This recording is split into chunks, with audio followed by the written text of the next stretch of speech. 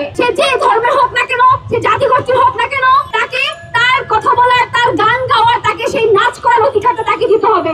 বাউল ধর জবাই কর, বাউলরা কি বাংলাদেশের অংশ না?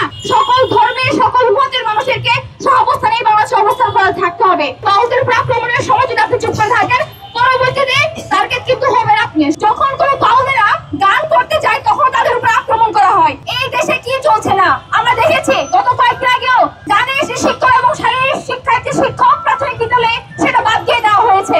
এবং আমরা দেখতে পেয়েছি যখনই কোনো একটা আন্দোলন হয় তখন বিভিন্ন ক্ষেত্রে একটা চাপ আসে, একটা নির্দিষ্ট গোষ্ঠী কিন্তু তারা এই চাপটা প্রয়োগ করতে থাকে। আমরা বলতে চাই এই 24-এর গণঅভ্যুত্থানের পরে কোনো ধরনের বৈষম্য চলবে না।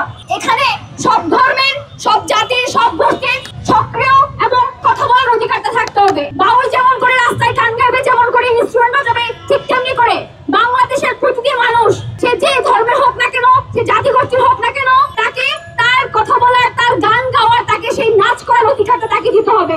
আমরা দেখেছি গত কয়েকদিন আগে আবুল সরকারকে গ্রেপ্তার করা হয়েছে এবং যখন তার সহযোগীরা, যখন তার ভক্তরা তাকে ছাড়িয়ে আনতে যাওয়ার জন্য মানিকগঞ্জে যখন রাস্তায় নেমেছিল, যখন মানববন্ধন করতে চেয়েছিল, ঠিক সেই সময় তাদের উপর আক্রমণ করা হয়। আমরা গণযোগাযোগ মাধ্যমে আপনারা দেখেছেন কিভাবে বাউলদের উপর লাঠি মারা হচ্ছে, কিভাবে তাদেরকে বলা হচ্ছে বাউল ধর জবাই কর। এটা কোন ধরনের কথা? এই স্বাধীন বাংলাদেশে বাউলরা কি বাংলাদেশের অংশ না? এই দেশ যেহেতু সবাই, এখানে বাউলরা যেমনি ভাবে গাইবে ঠিক তেমনি অন্য ধর্মের মানুষরাও থাকবে।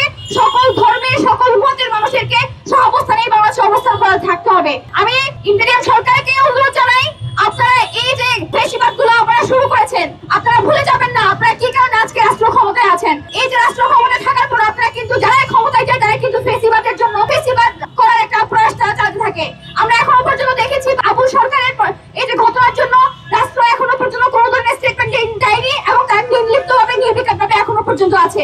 আমি আহ্বান জানাই আবুল সরকারকে নিঃশর্তভাবে সম্মানের সহিত মুক্তি দেওয়া হোক এবং তার সহযোগীদেরকে যে আক্রমণ করা হয়েছে, তাদেরকে যেভাবে লাঠিপেটা করা হয়েছে, তাদেরকে যেভাবে বাউল ধর জবাই কর বলে স্লোগান দেওয়া হয়েছে, যারাই এরকম হামলা চালিয়েছে, যারা এরকম আক্রমণ চালিয়েছে, তাদেরকে গ্রেপ্তার করে যত উপযুক্ত শাস্তি দেওয়া হোক। এই বাংলাদেশ সবাই, এখানে সকল ধর্ম বর্ণ নির্বিশেষে বাউল ফকির লালন সহ সবাই এখানে বসবাস করবে এবং শান্তিতে বসবাস করবে। যারা